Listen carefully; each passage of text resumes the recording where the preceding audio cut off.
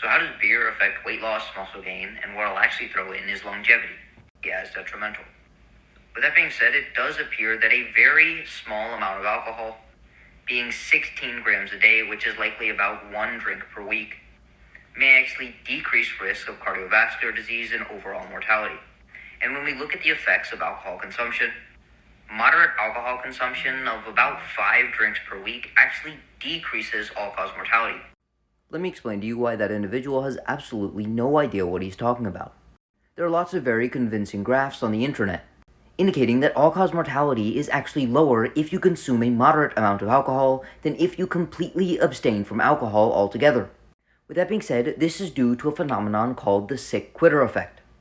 Those who are not consuming alcohol are likely not consuming this alcohol due to the onset of disease or a change in health conditions. For example, those who developed liver cirrhosis from the consumption of alcohol became abstainers from alcohol. However, their past history of alcohol consumption still leads to an increased risk of all-cause mortality. Therefore, a greater percentage of the individuals completely abstaining from alcohol are doing so due to a pre-existing health condition, which in and of itself is increasing the risk of all-cause mortality, therefore giving us this graph that indicates that some alcohol consumption may actually reduce the risk of all-cause mortality.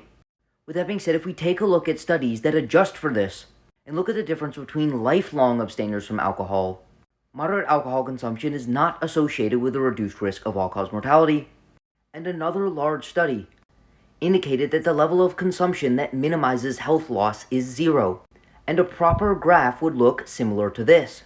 Another factor are the fact that light to moderate drinkers display a range of healthy behaviors, because as you might expect, these drinkers are likely doing so in the presence of friends and family, and those who can afford alcohol are typically in a better financial position. Another demonstration of this is looking at lifelong abstainers from alcohol who are doing so due to a genetic variant associated with non-drinking and lower alcohol consumption. Essentially, those who have an inability to properly metabolize alcohol, and when they drink alcohol, they either get very sick or very nauseous. When it comes to heart disease, those who were essentially randomized at birth not to consume alcohol had a far lower risk of coronary heart disease, and a more favorable cardiovascular profile than those without this genetic variant, indicating that reduction of alcohol consumption, even for light to moderate drinkers, is beneficial for cardiovascular health. And in the grand scheme of things, if we do the proper adjustments and proper controls, it doesn't actually appear like moderate alcohol consumption is associated with a reduced risk of all-cause mortality.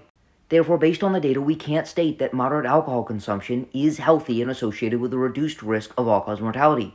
However, future studies with adjustments for things like lifelong abstinence, age, gender, socioeconomic status, and pre-existing health conditions are likely required to actually tease out whether or not alcohol consumption is truly associated with better health in the long run.